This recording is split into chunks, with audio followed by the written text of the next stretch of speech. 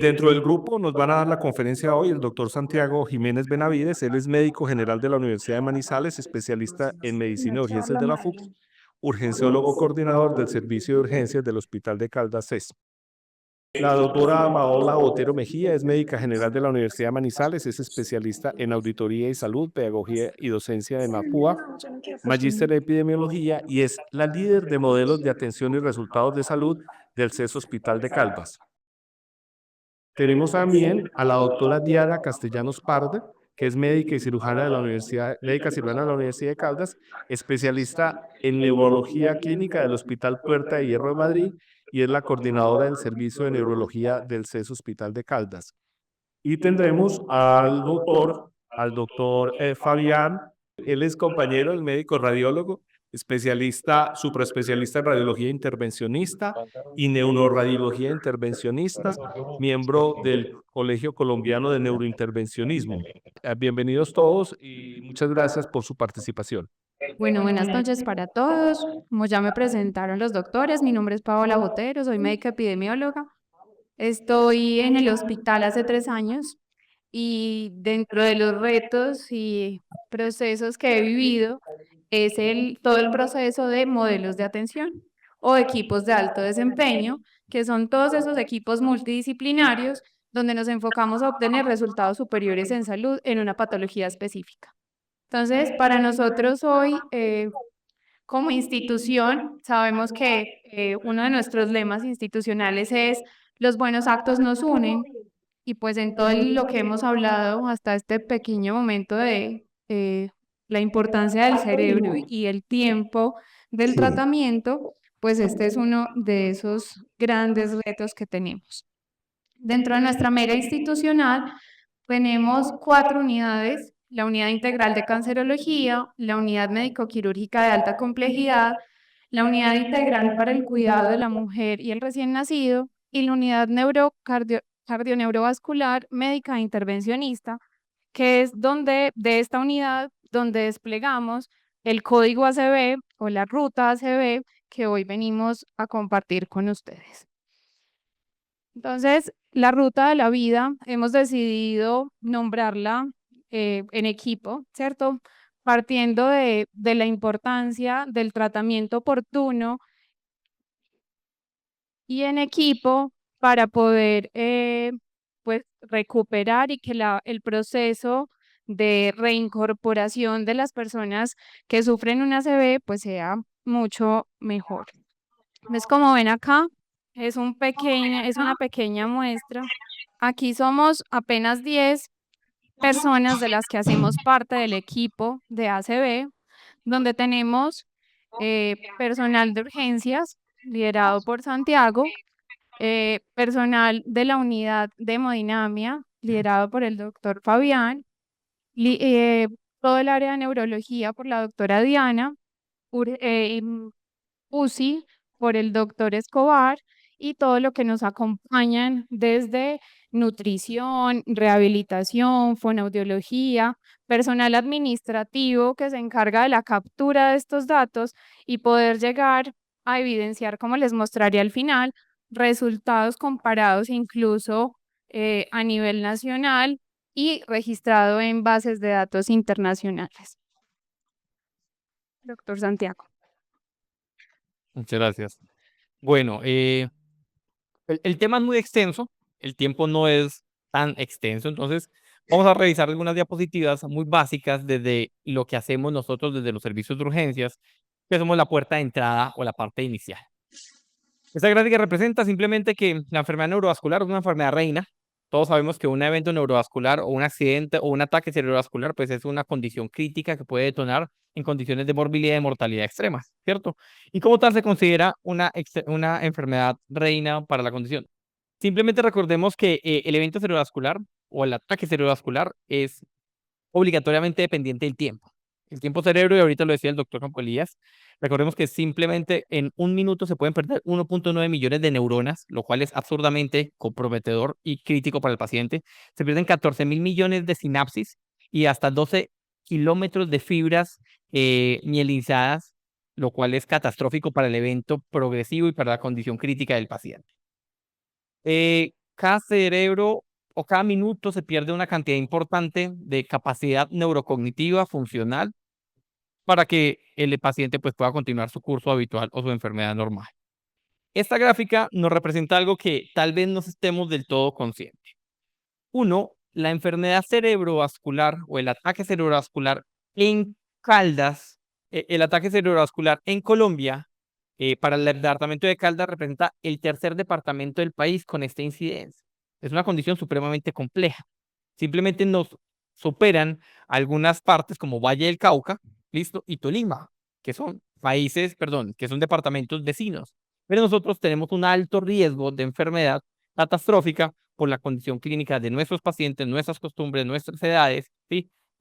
Las edades que se están desarrollando en el eje cafetero, Armenia, Pereira y Risaralda, al fin y al cabo son ciudades donde se volvió un poco más asequible, agradable o vividero adecuado para muchas personas que terminan sus tiempos laborales fuera del departamento y se vienen a vivir a ciudades cercanas. Somos el tercer departamento del país con este tipo de incidencia, por lo cual el grupo o el compromiso de eventos o accidentes cerebrovasculares en nuestro departamento pues tiene que ser importante y alto, ¿no? La estrategia para que la gente intente identificar rápidamente el ataque cerebrovascular es múltiple. Hay diferentes nombres, diferentes siglas, diferentes mnemotecnias que se pueden utilizar. La que nosotros en CES hemos apoyado o hemos identificado en los últimos meses o años es la estrategia CORRE, donde simplemente al personal médico, al personal paramédico y al grupo en general de sociedad se le intentan dar unos tips rápidos de reconocimiento temprano del ataque cerebrovascular para que esa condición sea identificada rápidamente y trasladada a servicios de alto desempeño y puedan realizar maniobras aceleradas que permitan la disminución del evento o la resolución del cuadro que se está presentando en dicho momento. Hay una estrategia importante en Manizales que le venimos desarrollando entre el CES y la alcaldía de Manizales y los entes o los áreas que nos ayudan con la atención prehospitalaria, es que todas esas ambulancias, bomberos, Cruz Roja, Defensa Civil, BIR, GER, EMI, AMI, todas las que se están moviendo en nuestra condición, que encuentren un paciente con un ataque cerebrovascular, identifiquen rápidamente las condiciones e intenten llevar el paciente a unidades o a servicios de urgencia que cuenten con un equipo o un manejo integral, para con esto poder mejorar la condición del paciente y disminuir los riesgos de morbimortalidad. Esto es fundamental. La gente tiene que aprender a activar los servicios de emergencia médica y a darle información clara a los servicios de emergencia médica. Todos tenemos muy claro que a veces levantan el teléfono, gritan, ayúdeme que a mi papá le está pasando alguna cosa, cuelgan sin ni siquiera decir dónde estaba el paciente, cuál es la dirección o cuál es el sitio exacto, qué fue lo que ocurrió. Este tipo de situaciones pues nos toca seguirlas entrenando y esto es responsabilidad de la alcaldía y los entes gubernamentales para que a la gente en la calle les expliquemos lo básico del evento o del ataque cerebrovascular. Hay una estrategia importante que venimos trabajando y nos toca seguir fortaleciendo como ciudad, que es la activación o la enseñanza a las personas que manejan los vehículos de transporte público. El servicio de urgencias del Hospital de Caldas llegan busetas porque identifican un evento en el transcurso del transporte de esa persona que se subió 2, 3, 4, 5 minutos antes, identifican un evento y llegan en la buseta. Están llegando en los taxis. Nos toca seguir informándole a toda la comunidad, a ese grupo grande de taxistas o de personas de transporte público, que cuando alguien los detenga o alguien pida ayuda de un transporte y consideren o ellos identifiquen que pueda ser un causante de un ataque cerebrovascular, pues que lo lleven a una institución que tenga los recursos del caso. Esta estrategia se ha venido manejando hace un tiempo en Manizales y tenemos que reforzarlo inicialmente en las unidades de urgencias y de alta dependencia como la que tenemos nosotros en el Hospital de Caldas. Siempre que el paciente se identifica por el servicio de emergencias médicas o por los taxis o personas particulares que estén actuando, deben llevarlo a hospitales complejos, a hospitales grandes. Lastimosamente, y eso no es una situación pues negada, nosotros no podemos eh, acolitar, apoyar o dejar como si estuviese bien hecho que un paciente con un accidente o con un ataque cerebrovascular sea llevado a un hospital de baja complejidad.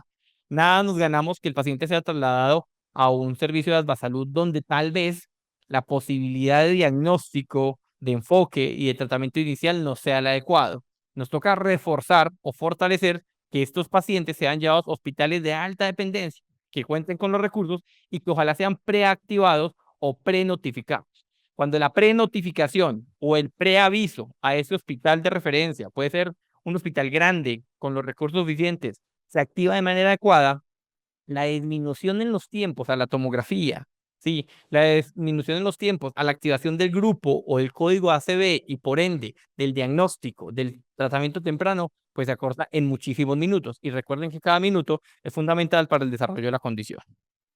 En los servicios de urgencias deben ser obviamente identificados los signos y síntomas del ataque cerebrovascular por un grupo capacitado, ojalá entrenado y especializado, que permita una rápida identificación. Nosotros tenemos unos tiempos máximos de valoración del servicio, valoración por el urgenciólogo o médico de urgencias y enfermería, máximo a los 10 minutos después de que el paciente llega. Tenemos 10 minutos para identificar los signos y síntomas que ese paciente tiene y en ese momento, cuando ya es valorado, pasamos a la fase de la activación como tal del código ACV. En nuestro servicio de urgencias y en nuestro hospital universitario de Caldas, tenemos un grupo supremamente nutrido, supremamente interesante de recordar, donde tenemos esta foto del código ACV del servicio de CES Hospital de Caldas. Es una muestra que el grupo puede ser por muchas personas que interactuamos. Hace un rato la doctora mostraba una foto que éramos como 10, ¿sí? Los que estábamos en la foto, pero detrás de nosotros hay un montón de gente. Nuestro grupo tiene hasta este momento 53 personas, donde hay todos los perfiles, enfermeras, médicos, neurólogos, neuroradiólogos, radiólogos, personal administrativo, fonoaudiología, fisiatría, terapia neurorehabilitación, ¿sí? Es un grupo muy nutrido de personas que cuando llega el paciente se activa el código, todas las personas que estamos de turno en el hospital sabemos cuáles son nuestras funciones. El tecnólogo en imágenes diagnósticas sabe que tiene que detener esa tomografía que viene a hacerse, que todavía no es crítica, del paciente que venía programado. El tecnólogo que hace la resonancia magnética se alista por si en algún momento activamos o definimos que la imagen que necesitamos es una resonancia magnética cerebral. El equipo de farmacia alista y tiene listo el equipo o los suministros hospitalarios para la terapia trombolítica o fibrinolítica del caso, y el neurólogo, el radiólogo intervencionista, el urgenciólogo que está de turno, pues simplemente intentan desocuparse de lo no crítico que esté haciendo y salir corriendo a revisar, valorar y definir la condición del paciente. Nosotros en el grupo tenemos unos datos que nos interesan muchísimo para que sepamos desde la distancia en ocasiones qué es lo que se le está presentando al paciente y cuáles son las estrategias o condiciones que vamos a realizar. Recordemos que no todos los pacientes que entran con un ataque cerebrovascular a los servicios de urgencia son llevados a fibrinolisis o a manejo de trombectomía. Hay unas condiciones, unas indicaciones que nos obligan a pensar en unos puntos que hay que desarrollar. Nosotros simplemente ponemos la hora de ingreso al hospital, la hora del triaje, qué tipo de triaje se tiene, se está enseñando, se está entrenando a la gente, personal de enfermería y médicos, que los ataques cerebrovasculares son triaje 1, recuerden, el tiempo cerebro y la condición de espera, pues aumenta el riesgo de mortalidad. El triaje 1 es el que intentamos ver en el menor tiempo posible, lo más rápido posible. Y además, el triaje 1 nos permite y nos obliga a hacer una atención integral independiente del aseguramiento que tenga ese paciente.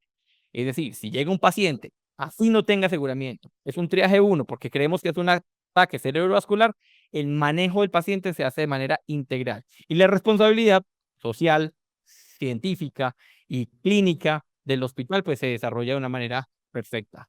Nos apuntamos nombre, edad, identificación, EPS, la última hora que se vivió bien, la hora de inicio de los déficits, el lado del hemicuerpo que se tiene considerado como con déficit igual. Se hace un cálculo inicial del NIHSS de manera temprana, el ranking previo al evento cerebrovascular, la glucometría de ingreso, los signos de la tensión arterial, si utilizan anticoagulantes de última generación o tipo cumarínicos. Los antecedentes patológicos son fundamentales. Los antecedentes de ictus y diabetes mellitus previos son fundamentales. Los antecedentes de epilepsia o las convulsiones que se hayan desarrollado en el evento inicial. El consumo de sustancias, las intervenciones recientes en los últimos meses, principalmente en los últimos 30 días, neoplasias activas o no que tengan riesgo de transformación hemorrágica y el peso. Estos datos son fundamentales para nosotros.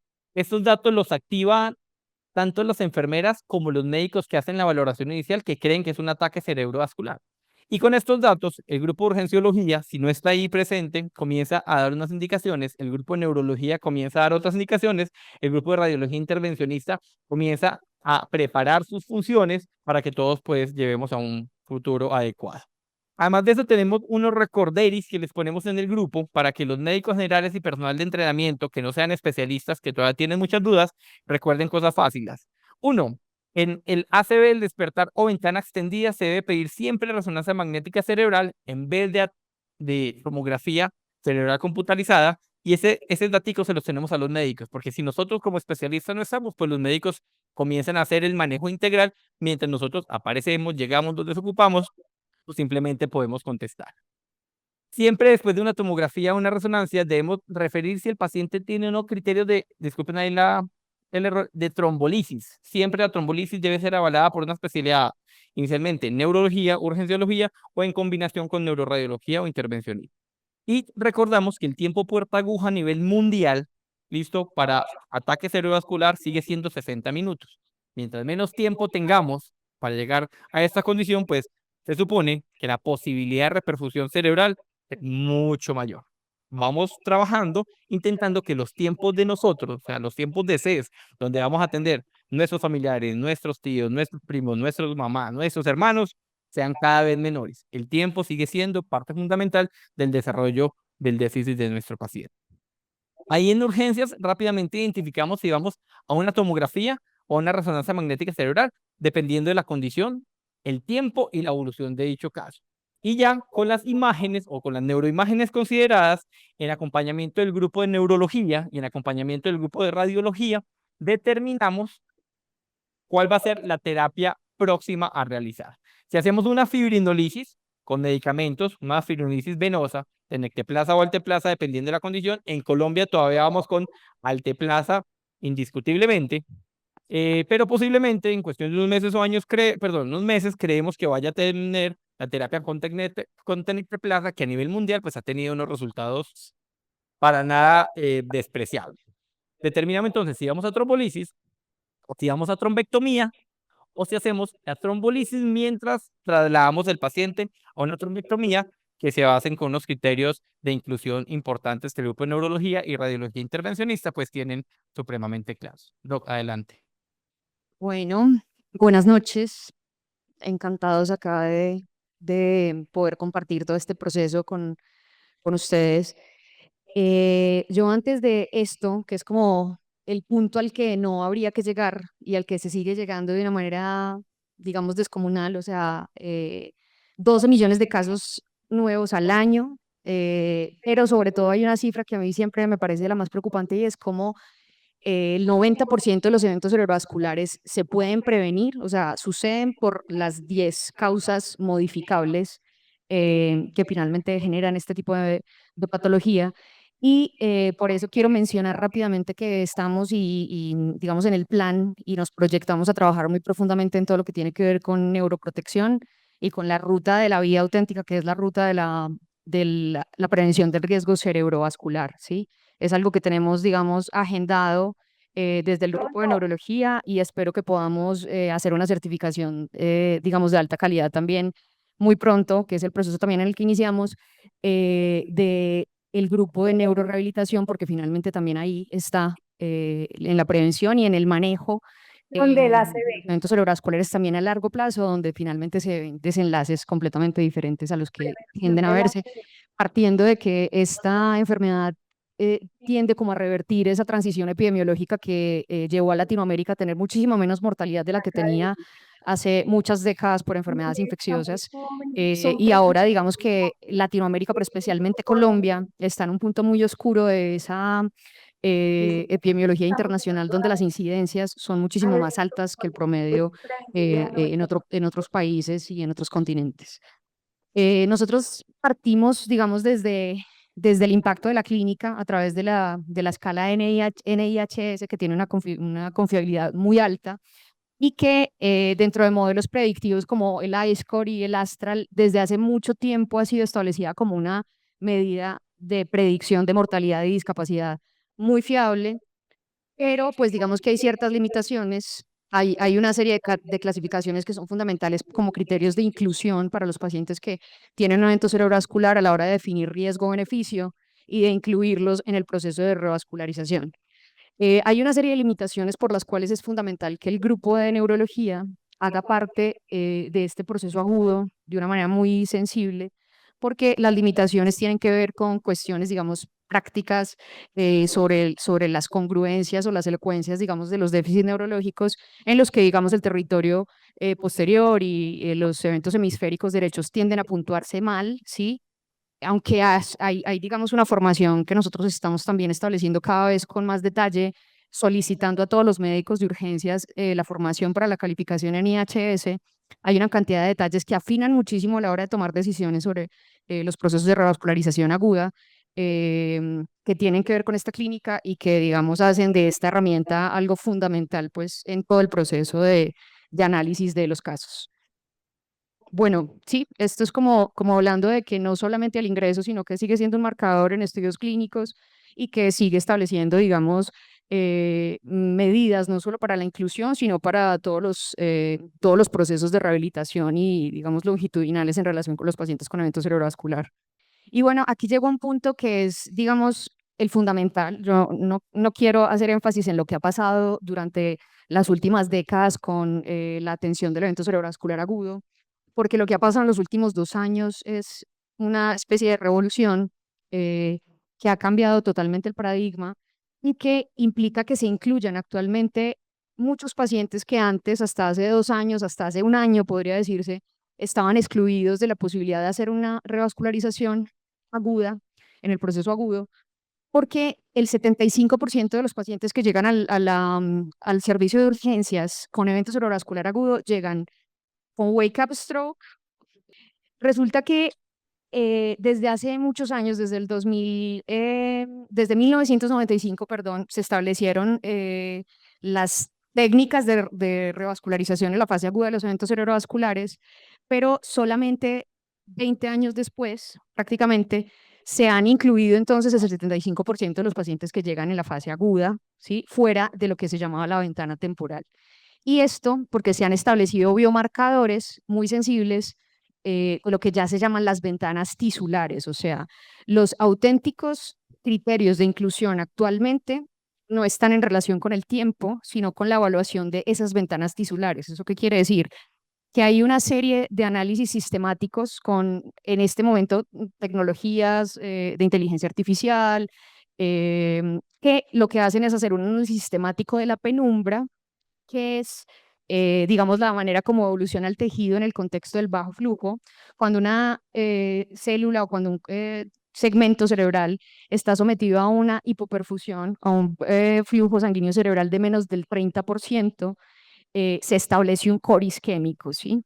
Pero alrededor de ese core isquémico, que es un centro donde ya hay una isquemia sintomática, probablemente irreversible, se establecen otras zonas que son la penumbra, que son la oligoemia asintomática y que son tejido que de alguna manera no ha entrado en un proceso de desestructuración de lo que sería el edema vasogénico, ¿sí? Donde ya incluso digamos, toda la maquinaria de astrocítica, que es la que sostiene a las neuronas que son mucho más frágiles, que mueren mucho más rápido, pues también están muriendo y desestructurándose completamente.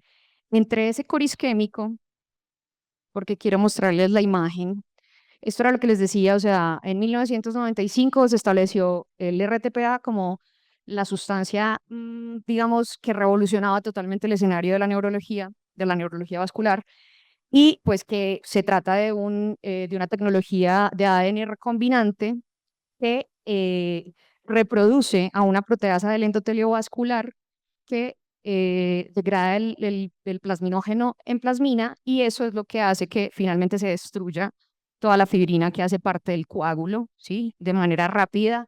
Y esa tecnología se estableció desde ese momento, pero entonces los pacientes que se incluían desde allá hasta ahora, 18 años, eran muy pocos, solamente el 25% de los pacientes que llegaban a urgencias en fase aguda. Entonces, a eso me refiero ahora sí, a eso me refiero con la trascendencia de los últimos estudios clínicos que finalmente empezaron a expandir esa ventana de estudio.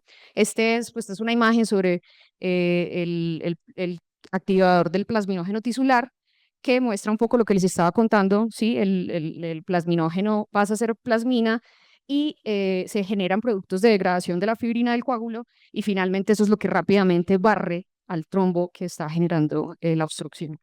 Entonces, está el tenecteplasa que decía el doctor Santiago, está por entrar como sustancia de inclusión o como mecanismo, digamos, de manejo, de indicación, perdón, para el manejo del evento cerebrovascular, que tiene una serie de detalles que mejoran de alguna manera digamos, la práctica de la fibrinolisis en el servicio de urgencias por la durabilidad, por la rapidez con que alcanza niveles, por el hecho de que no genera tanto fibrinógeno circulante y eso hace que haya menos riesgo de sangrado y que por no tener que poner bolos y después una infusión nos permite ir rápidamente a las imágenes y no retrasar tanto el proceso de tratamiento endovascular, ¿sí? Entonces esperamos que llegue rápidamente porque sí que nos va a mejorar las condiciones de manejo en la fase aguda.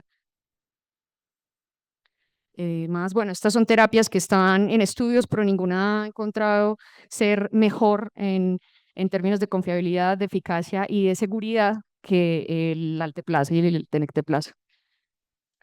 Estos son los criterios de inclusión. Ya les habíamos hablado de cómo nosotros tenemos una lista rápida para hacer esos criterios, pues para clasificar a los pacientes si tienen criterios de exclusión, perdón, si no se pueden intervenir en la fase aguda.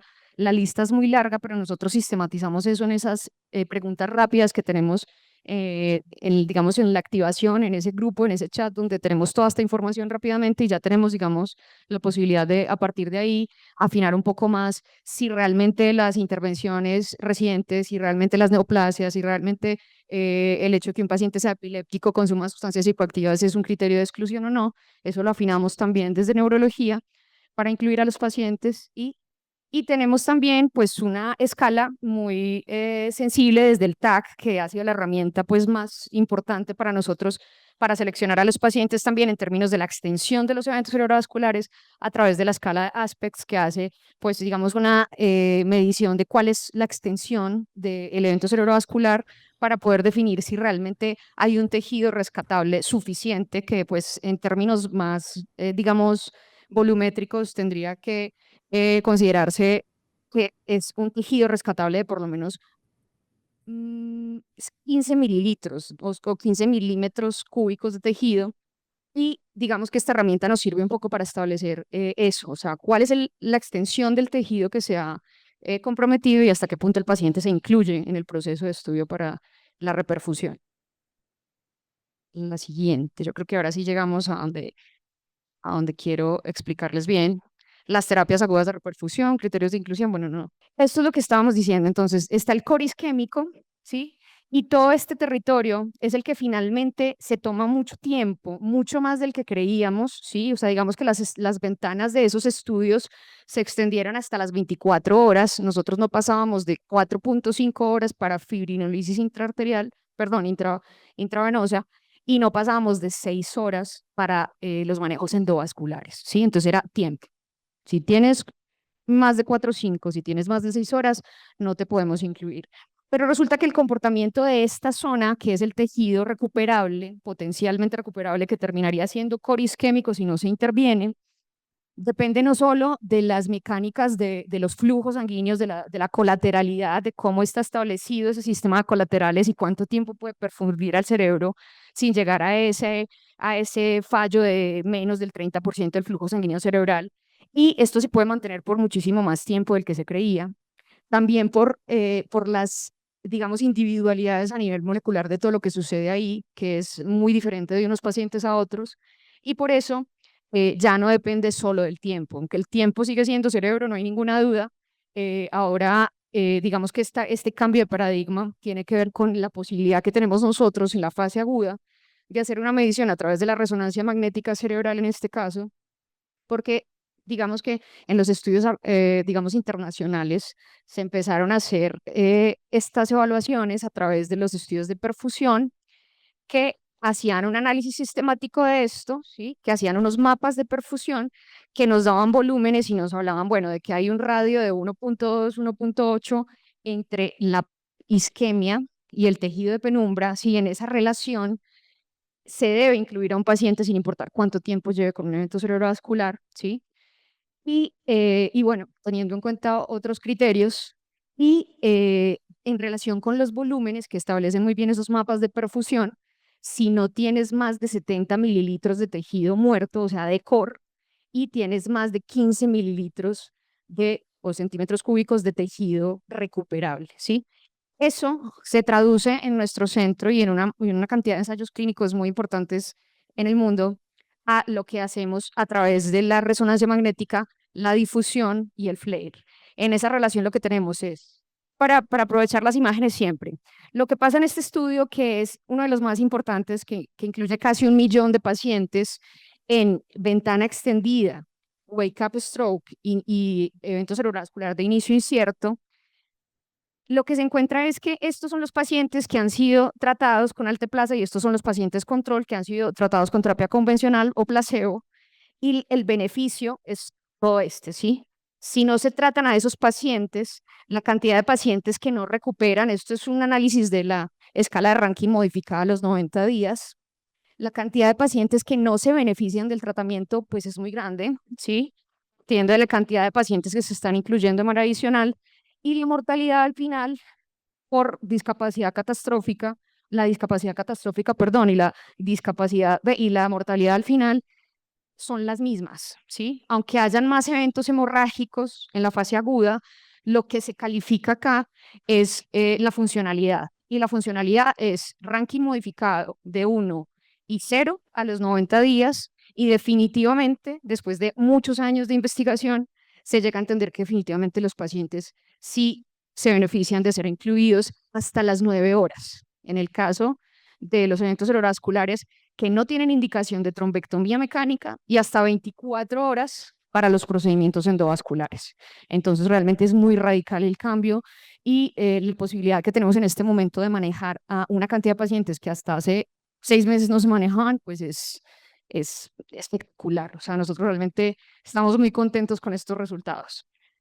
Bueno, aquí viene ya como a partir de todos estos análisis epidemiológicos, las guías, ¿sí? La guía del American Stroke finalmente no se ha renovado todavía y apenas hablaba de que después de las 4.5 horas se podían hacer procedimientos de fibrinolisis intraarterial, no intravenosa, sino intraarterial, pero pues digamos que las guías han evolucionado del 2019, que fue la última del American Stroke, a las guías del Reino Unido, para decir lo que estamos diciendo. O sea, los pacientes se benefician hasta las 9 horas si tienen lo que nosotros llamamos en esa especie de cálculo de relación entre la difusión y la perfusión, o sea, el edema vasogénico y el edema citotóxico, si hay una diferencial que nosotros llamamos un mismatch, y que también le decimos el desacople. Si ese desacople nos permite salvar tejido, el paciente se beneficia hasta las 9 horas para fibrinolisis y hasta las 24 horas para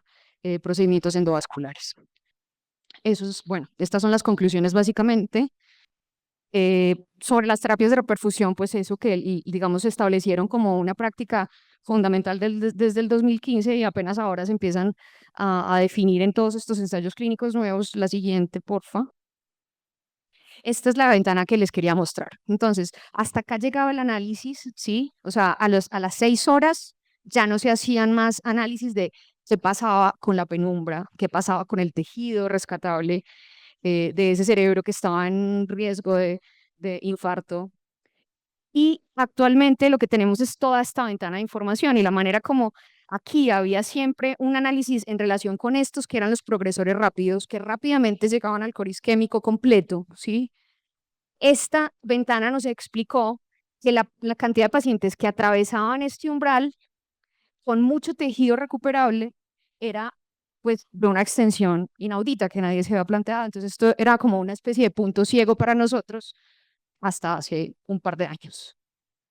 Estas son las indicaciones de las que hablábamos para inclusión de trombectomía mecánica.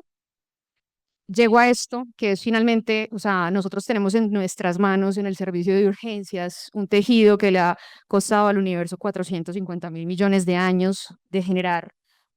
Y Robert Gall, que era un pseudocientífico frenológico de hace muchos años, sospechaba una cosa que ahora está muchísimo más clara y es esto: en la oscuridad y el silencio de la bóveda craneal existen unas 3 libras de tejido con la complejidad del universo mismo. Un tejido con millones de neuronas entre las que transitan conexiones eléctricas a 400 kilómetros por hora, que evocan constelaciones de estrellas en las que se generan procesos mentales tan incomprensibles que son comparables con la energía oscura del universo.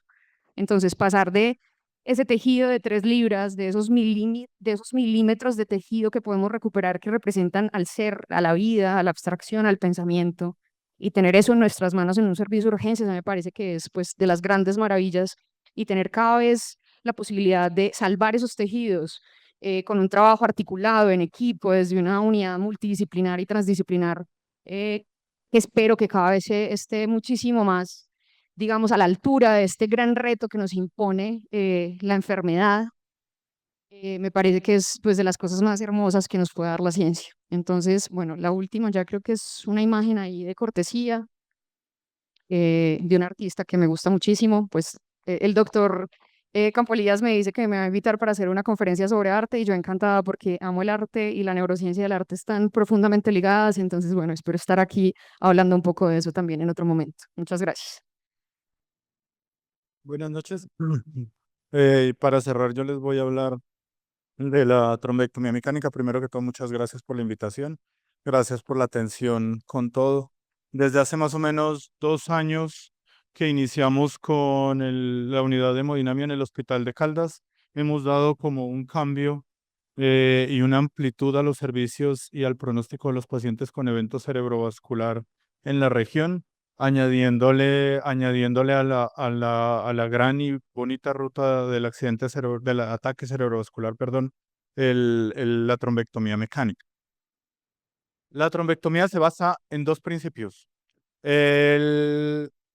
en poder rescatar el cerebro del influjo isquémico lo más pronto posible, preveyendo que la enfermedad está basada en dos cosas: en que, en que es un émbolo que viene de alguna parte y que llega a la circulación cerebral eyectado desde el corazón o desde los grandes vasos, o que es una placa que se formó en la circulación intracerebral y que en un accidente de placa y en el fenómeno del daño de la placa en una circulación intracerebral o en los vasos que llegan a la circulación cerebral, que genera una formación de un trombo agudo. Entonces, dadas esas dos características, lo que se ha buscado desde el principio es una recuperación rápida de la circulación cerebral, una mejoría significativa de la funcionalidad basado en una recuperación rápida del flujo sanguíneo y un mejor pronóstico a corto plazo. Entonces, la trombectomía se basa en estas tres cosas. ¿Qué queremos, qué ha buscado, qué ha pretendido la trombectomía? Mostrar una independencia funcional significativa en los pacientes que son sometidos a esta fase del tratamiento del ataque cerebrovascular, con mayor capacidad para tratar las trombosis extensas y con una reducción de la discapacidad a largo plazo. Basado en la importancia de que un diagnóstico rápido es cerebro. Entre menor tiempo se demore uno en restablecer la circulación cerebral, menor es el número de neuronas, como lo dijeron mis compañeros, que son sometidas a la isquemia, y menor el número de neuronas que mueren irreversiblemente. Entonces, ¿qué ha pasado en la historia del querer recuperar rápido la circulación cerebral? Más o menos, esto no lleva mucho tiempo. Esto apenas desde 1995 fue que se empezó a intentar pensar cómo recuperar el flujo cerebral en otra forma que no fuera el manejo sistémico. Entonces, más o menos en el 95 se empezó a pensar en la prouroquinasa como un medicamento de inyección directa que pudiera disolver el coágulo. Lamentablemente los resultados no fueron tan buenos, no fue aprobado por la FDA. Entonces se empezó a llevar hacia el 2004, donde fue el primer dispositivo que apareció que intentó tratar de sacar el trombo. Ese primer dispositivo era como una espiral. Lo que hacía era tratar de enrollar el trombo y tratar de sacarlo, con unos resultados más o menos buenos, porque el trombo muchas veces se fragmentaba y uno lograba recuperar solo una pequeña cantidad. Entonces, en esos primeros estudios, que se trataron de hacer, la trombectomía no mostró como una superioridad significativa al manejo sistémico o al manejo médico ejemplar, pero a partir del 2008 empezaron a salir dispositivos nuevos de segunda generación, ya se empezaron a formar, a fabricar stents con mejor capacidad para absorber el trombo, catéteres con mayor capacidad de absorción, y entonces a partir del 2008 se empezaron a usar dispositivos de segunda generación y apareció una cosa importante allí que se llama la aspiración. Entonces aparecieron dispositivos que podían aspirar con presión negativa el trombo. Entonces, ¿qué se logró? Poder ir hasta donde estaba la oclusión, poder atrapar completamente el trombo, poderlo jalar o poderlo aspirar y tener una reperfusión completa de la circulación que empezó a demostrar que eso era significativamente superior en los pacientes que eran sometidos a este procedimiento que en los que se les daba el manejo médico. Entonces, a partir del 2008, que ustedes ven es apenas reciente en la historia médica, a partir del 2008, todos los dispositivos nuevos que empezaron a actuar para la trombectomía mecánica empezaron a mostrar una eficacia significativa. Pero no es entre el 2008 y el 2015 que solo creíamos que los pacientes que se beneficiaban de la trombectomía mecánica eran los pacientes que estaban dentro de la ventana de las primeras 6 horas. Entonces, solamente apenas un 3% de los pacientes con ACV cumplían esos criterios. Entonces, la cantidad de pacientes que llevaban a una trombectomía mecánica para poder restablecer el flujo era muy bajo. Y se continuaba observando que los pacientes seguían yéndose preferiblemente al manejo médico. Y como ustedes escucharon a mis compañeros, por ejemplo, para prevenir un ACV con un manejo médico con estatinas, por ejemplo, para ustedes prevenir un ACV, un solo ACV, se necesita tratar más o menos 160 pacientes con estatinas. Para mejorar la recuperación de un paciente con una trombosis extensa, con manejo médico, se necesita tratar 7 pacientes. En cambio, con la trombectomía se necesita tratar solamente 3. Entonces, los estudios empezaron a mostrar que para tener una mejoría significativa en bajar la disfunción, aunque sea en un punto, solo necesitábamos tratar 2.6 pacientes. Entonces, eso incidía en una mejoría significativa de los pacientes tratados con la trombectomía. Pero no es hasta después del 2015 que empezaron a salir muchos estudios que decían, oigan, pacientes con ventanas extendidas de 8 horas, de 12 horas e incluso de 24 horas pueden tener una mejoría significativa en el pronóstico comparado con el mejor manejo médico. Entonces, en el 2015 llevó una revolución completa y empezaron a salir muchos estudios que empezaron a decir, oiga, pacientes con más de 6 horas también se benefician. Entonces, ya pasamos de tener un 3% de pacientes tratados con trombectomía a un 30%. Entonces, que es una cantidad muchísimo mayor y se disparó la cantidad de pacientes sometidos a trombectomía y se mejoró la sobrevida significativamente de todos esos pacientes. Entonces, empezaron a salir muchos dispositivos.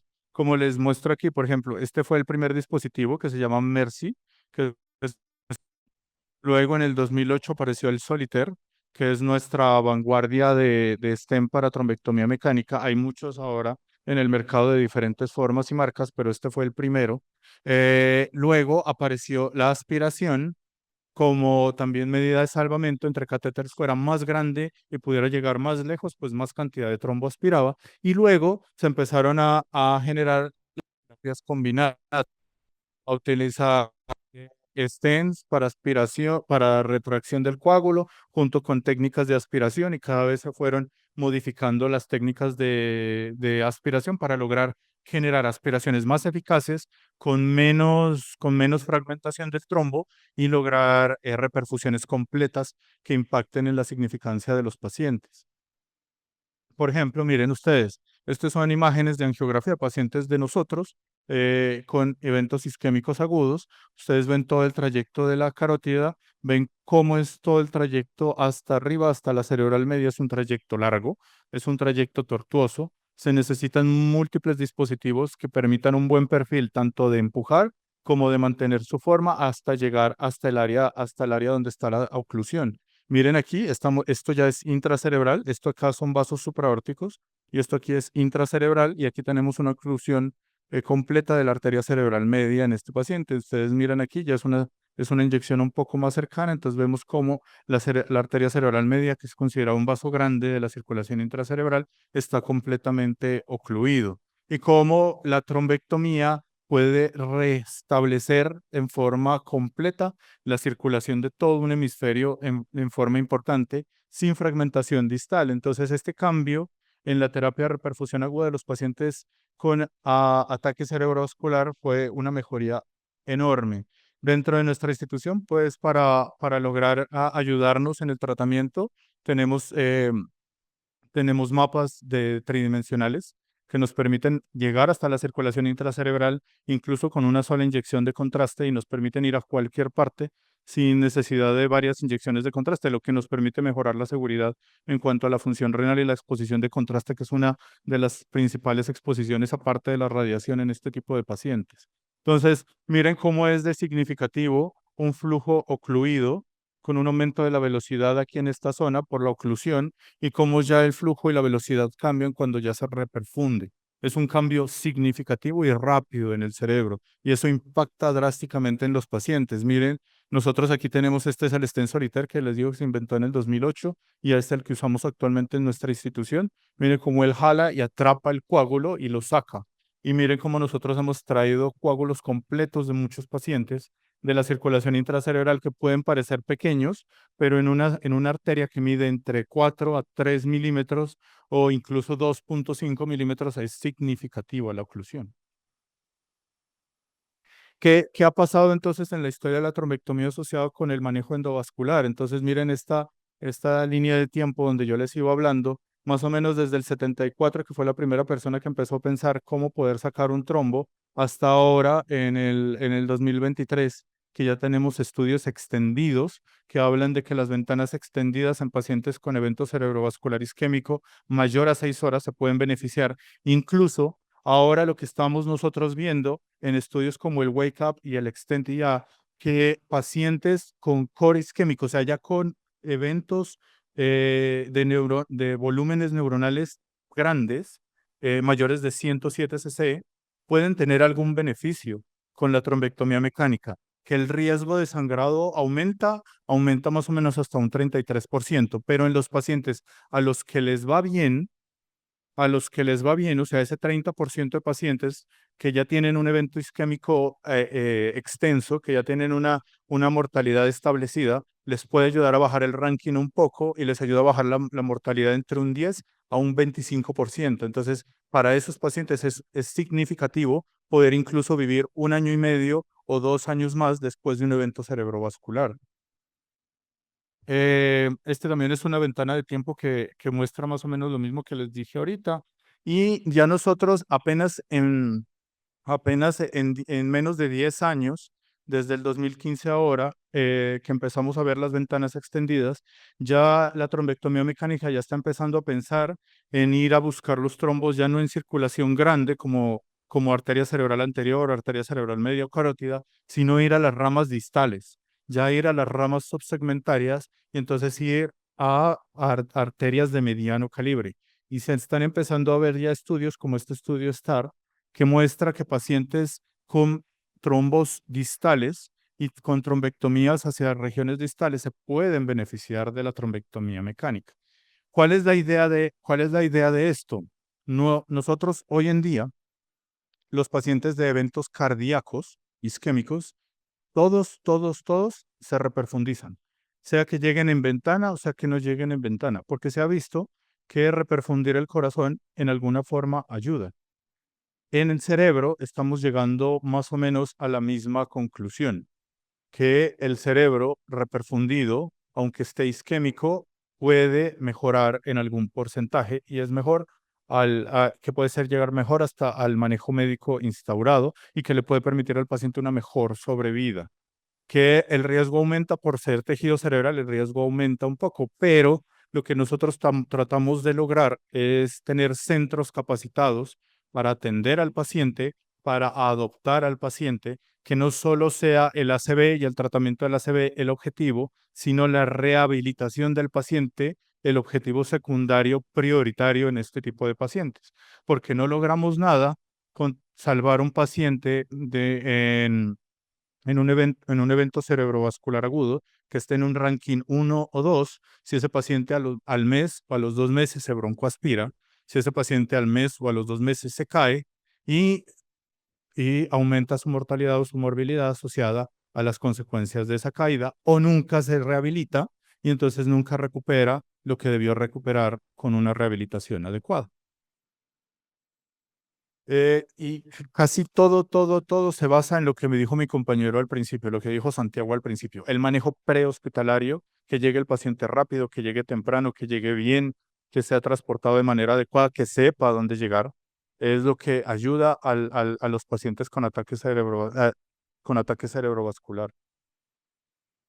Y entonces nosotros ya nos movemos ya no basados en la ventana de tiempo, sino basados en el chance de saber si al paciente le va a ir bien o no, independientemente de la ventana de tiempo, porque ya tenemos muchas herramientas que nos permiten decir biológicamente está bien, funcionalmente está bien, sus antecedentes no lo limitan, y entonces nosotros ya podemos tratar pacientes desde un pronóstico 0 hasta un pronóstico del 100%. Y entonces ya escogemos los pacientes basados en nuestro criterio de qué tan buen outcome o qué tan buena sobrevida va a tener a los 90 días. Entonces, ya solo la ventana de tiempo per se diluye. Entonces ya tenemos muchas cosas que nos hacen pensar que ya tenemos una forma de adoptar y de escoger los pacientes de una manera mucho más adecuada.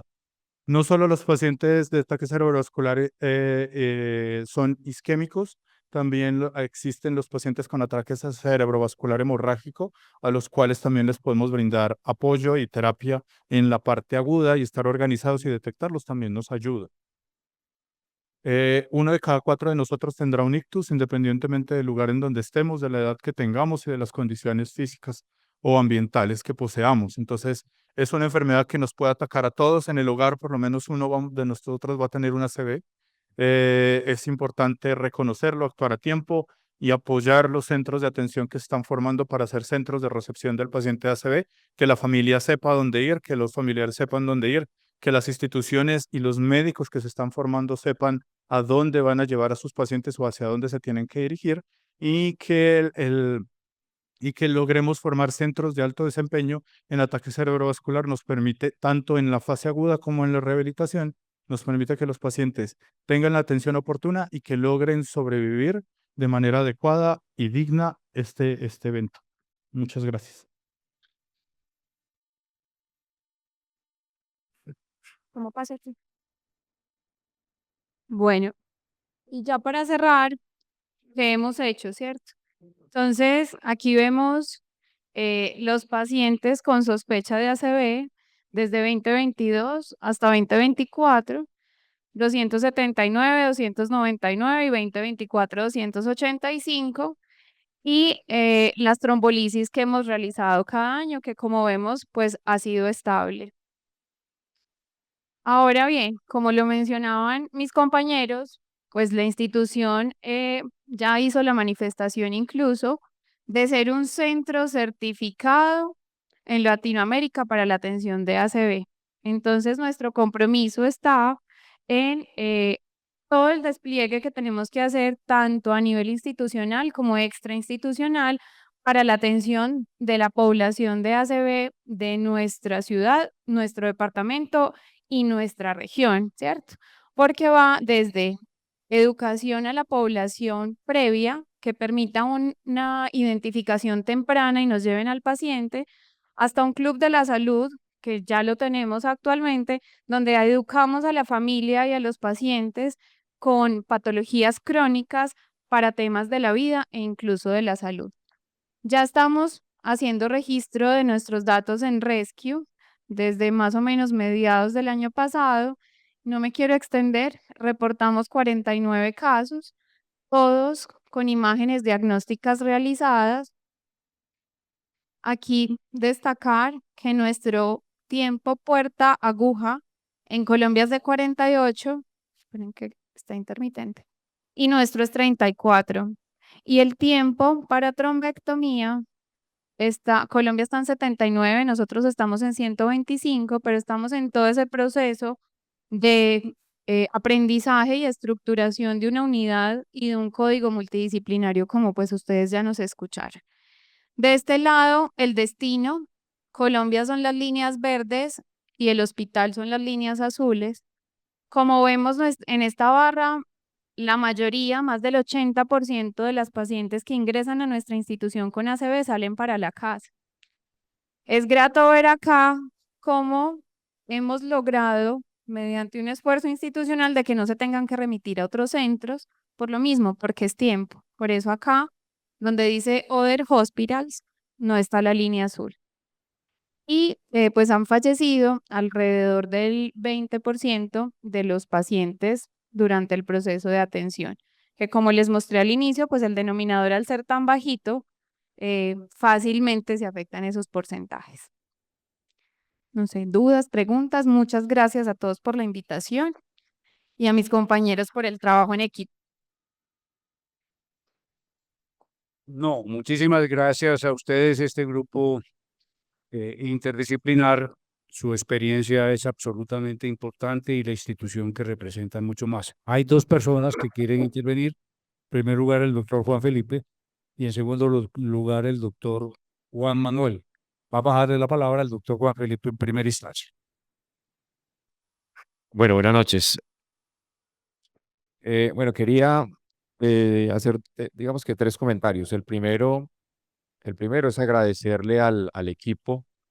Creo que en la introducción fue muy claro Santiago al hablar de lo que requiere el tratamiento del ACV y es un equipo donde cada uno de sus intervinientes, de sus disciplinas, formaciones, áreas, sume para poder lograr 38 minutos de tiempo puerta aguja y los 125 minutos a la trombectomía que van pues cada vez en mejora. Ese equipo viene trabajando desde hace muchos años y quiero aprovechar el momento. Primero, creo que me vuelto a empezar por agradecerle a la academia de manera muy sincera por la invitación, eh, como un espacio para divulgar lo que se está haciendo, pero sobre todo para que más personas de la ciudad puedan beneficiarse. Entonces, digamos que ese es el primer elemento, el trabajo en equipo. Entonces, ¿qué quiero agradecerle a quienes estuvieron? Yo en el hospital como 16 años, más lo de la residencia, 14 años en la parte ya administrativa y he visto el esfuerzo de muchas personas.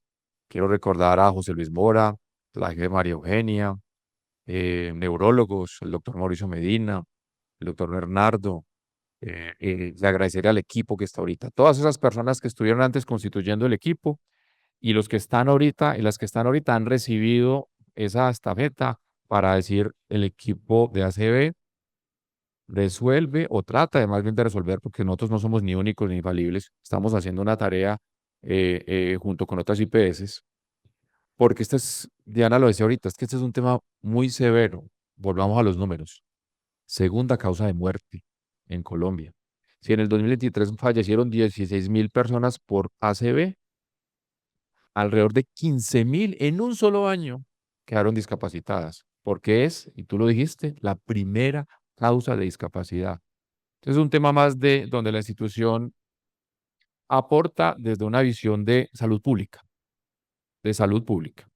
Ahí, y para hacerlo hay que de poner o dejar al lado los egos para poder decir cómo enfrentamos un problema que es de salud pública, donde tiene una labor tan importante. Miren, lo decía Fabián como el intervencionista, el voluntario o el tecnólogo en atención prehospitalaria como el conductor de una ambulancia. O sea, si no se identifica tempranamente, los tiempos, afortunadamente ya las ventanas son más amplias y hay que darle. Yo recuerdo en 1998 estando en servicio de urgencias como médico de urgencia del 98, cuando llegaban los pacientes con ACV y me decía el doctor Enrique,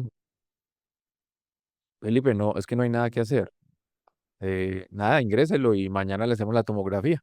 O hagámosla para ver si es hemorrágico. Y no había, y comenzaba uno a ver cómo ese paciente mantenía esa afasia y esa hemiparesia o hemiplegia y luego se iban al proceso de rehabilitación y comenzaba la espasticidad con todas sus consecuencias. Y ahorita uno ir, y yo estoy en el chat de ahí, yo no me quiero salir del chat del código ACB cada vez que yo que activan, hoy hubo dos, ¿cierto? Dos.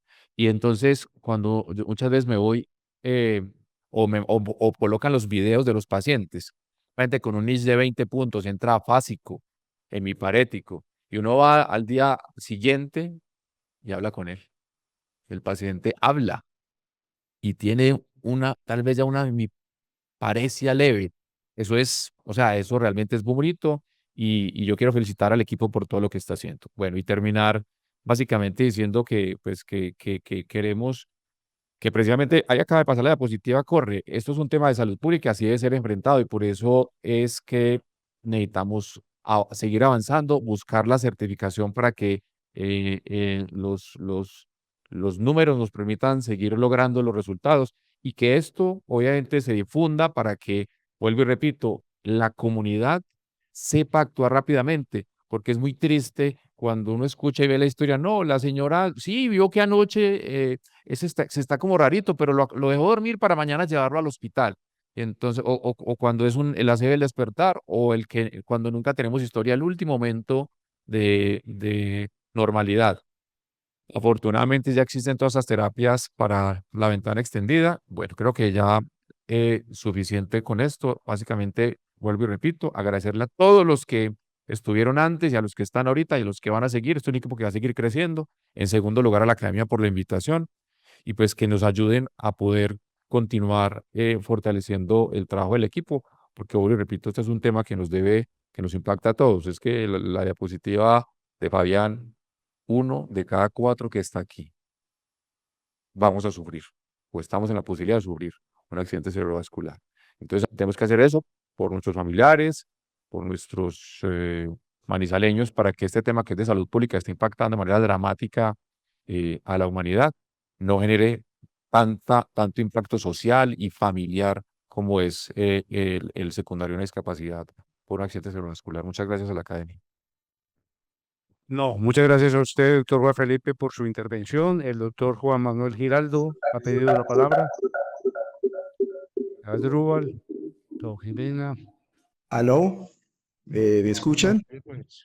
Sí, ¿me escuchan? Sí, habla. Bueno, buenas noches, muchas gracias por la excelente conferencia. También tengo pues 3 comentarios para decir. En primer lugar, pues felicitar al equipo del CES, extraordinario pues lo que están haciendo. Felicitar al doctor Santiago Jiménez que hace parte pues de ese grupo, así como el doctor Cabrera, la doctora Castellanos y la doctora Botero y todos los demás que participan pues del código ACB.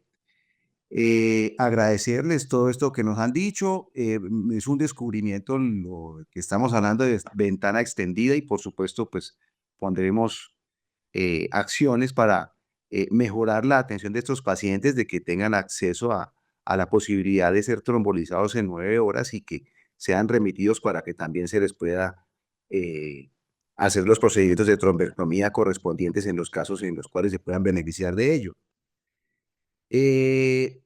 Muy interesante tener en cuenta el que si bien toda la parte prehospitalaria es fundamental, aquí también es muy importante la educación a la comunidad y por lo menos algo que estamos pensando en La Dorada en ese sentido, porque pues como ya lo mencionaron algunos, es lamentable que la gente llegue 3 días después de que no mueva un brazo o una pierna y como que no se extraña con el tema.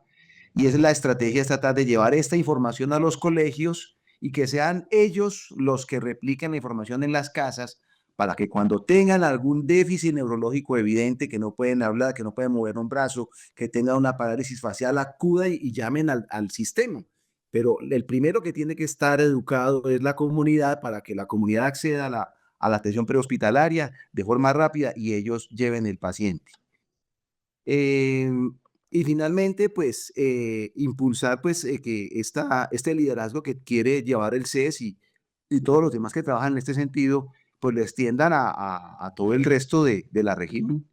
Nosotros todavía tenemos muchas dificultades con pacientes que llegan del oriente de Caldas. Nosotros estamos manejando una estadística de aproximadamente 25 pacientes al mes y de eso estamos trombolizando el grupo de La Dorada. Nosotros tenemos urgenciólogo a las 24 horas y eso permite pues que muchos de sus pacientes por lo menos sean trombolizados. Pero creo que muchos de ellos podrían ser remitidos y se podrían beneficiar de una terapia trombolítica, de tal manera de que esta estrategia ojalá y esta propaganda ojalá sea extendida a los demás sitios del departamento, no solamente al oriente, sino al occidente, Río Sucio, Supía, toda esa cantidad de gente que también se puede beneficiar de ser remitida y que tenga acceso a esta tecnología y que de esa manera podamos impactar en tejido social. Una persona que es un campesino, que no deja de trabajar porque fue atendido a tiempo, deja de ser una carga para la familia. Una persona que queda hemipléjica a temprana edad se vuelve una persona que ya no aporta a su familia y una carga adicional para mucha gente que es de muy escasos recursos. De tal manera que actuar con esto tan novedoso y tan, tan bueno para la comunidad, creo que va a impactar y todos estamos convencidos que va a impactar no solamente en la salud individual, sino en mejorar el tejido social. Muchas gracias. Gracias, doctor Juan Manuel, por su comentario. El doctor Capolías quiere hacer otro comentario.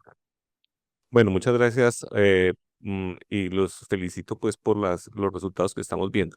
Es algo más filosófico. Nosotros tenemos que pensar que esta es una ciudad pequeña donde las distancias entre un sitio y otro sitio no son tan grandes. Y también tenemos que pensar como hacen en otros países. Yo conozco, digamos, lo de Francia, donde así hay una sola institución grande donde llega todo mundo y hay muchos intervencionistas y mucha gente haciendo eso. ¿Qué problema tenemos nosotros? Por la fragmentación del servicio, todo mundo quiere hacer de todo. Todos quieren hacer cáncer, todos quieren hacer ACV, todos quieren hacer mama y todos quieren hacer, digamos, ciertas cosas. Entonces, digamos, nosotros tenemos que ver que ¿para qué vamos a tener 5 radiólogos intervencionistas en 5 sitios? ¿Sí? No pueden estar todos en el mismo tiempo. Entonces, parte de lo que se tiene que hacer es dentro de las redes, decir, una institución o 2 o máximo 3 en la ciudad se van a encargar de esto. Una institución o 2 van a ver el trauma grave, digamos, abdominal. Una, 2 o 3 van a ver el cáncer, pero no tener nosotros 4, 5, 6 instituciones todas haciendo lo mismo con unos costos elevados. Tener 5 equipos de angiografía o 6 equipos de angiografía es un exceso. Tener tantos especialistas haciendo lo mismo es un exceso. Y digamos acá, si usted tiene un ACV isquémico y está en la clínica hospedal y está el hospital, están a 2 cuadras. No tienen por qué estar, estamos cambiando. Si vemos Villa Pilar al centro, son 10 o 15 minutos. Entonces, digamos, la idea que se tiene y que hay que hacer posteriormente con los grupos grandes, digamos, de salud pública, es especializar y que todo el mundo sepa, usted tiene un ACV, va, si está de tal sitio al tal de la ciudad, va a tal parte y va a tal otra, y punto, se acabó, ¿sí? Y eso hace que los recursos se manejen de mejor manera y que se pueda ver mejor y evitar, digamos, el canibalismo que hay, digamos, entre las instituciones de urgencias. Me parece que esa es, digamos, una fase próxima que debemos nosotros como academia y como salud pública mirar y definir que cada institución se especialice en ciertas cosas y que el que lo haga bien hecho y se certifique en lo que tiene que hacer. Muchas gracias, doctor Campo Elías. Muy bien, doctor Santiago, doctora Diana, doctor Fabián, doctora Paola. La Academia de Medicina queda muy reconocido y agradecido por su participación. Y sepan que las puertas de esta academia estarán siempre abiertas a actividades como las que ustedes han representado en la noche de hoy. Doctor Bernardo. Debo informarles que esta conferencia estará en la página de YouTube en el transcurso de unos 8 o 15 días, según de manera que inmediatamente les pondremos al correo para que comencemos a hacerla conocer de otras personas. Creo que es muy interesante eso. Muchísimo, doctor Bernardo. Bueno, siguiendo con el orden del día, apreciados académicos, vamos a darle la palabra al doctor Hernán Darío Salazar para sus píldoras académicas. Estamos tratando de que el doctor Hernán Darío nos hable antes del informe breve que vamos a presentar desde el punto de vista de actividades administrativas y funcionales de la academia. Doctor Hernán. Gracias, es un comentario también muy breve, después de la magnífica charla que escuchamos. Colombia es el tercer país de América Latina con más bullying en escuelas. Según un informe de la Pontificia Universidad Javeriana de Bogotá, el 23% de los estudiantes aseguró haber sufrido un alto nivel de acoso. Las cifras son preocupantes a tal punto que cuando el año pasado fue creado el Sistema de Información Unificado de Convivencia Escolar, precisamente para abordar la problemática, el viceministro de Salud Pública y Prestación de Servicios reconoció que en las escuelas se vive una situación prácticamente epidémica y generalizada de sufrimiento de los niños, niñas y adolescentes. Uno de los detonantes para organizar el SUICE, que es el sistema de información, habían sido al menos 60.020 casos de abuso escolar que se reportaron en el 2021 al Ministerio de Protección Social. Precisamente con datos de esta entidad y el Programa para la Evaluación Internacional de los Alumnos, un documento publicado recientemente por el Laboratorio de Economía de la Educación de la Pontificia Universidad Javeriana de Bogotá, informa que el 23% de los estudiantes de los colegios reportaron ser víctimas de un acoso escolar, que en Colombia llaman también matoneo. De este porcentaje, el 19% de los alumnos reportó haber sido acusados regularmente y el 4% constantemente. Entonces, el SUICE se explica en el reporte, clasifica los casos de abuso en 3 niveles. Conflictos de tipo 1, agresiones sin repetición. Conflictos de tipo 2, agresiones que resultan en daño físico o psicológico repetitivamente. Y conflictos de tipo 3, agresiones que constituyen un delito. Los investigadores trabajaron con datos hasta el 2023 y aclaran que se detectaron subregistros e inconsistencias, por lo que suponen que las cifras deben ser más altas. Pero así todo, lo cierto es que registraron 6.180 casos de acoso escolar tipo 2, más que en el 2022, y en el mismo periodo 2.690 casos de agresión tipo 3.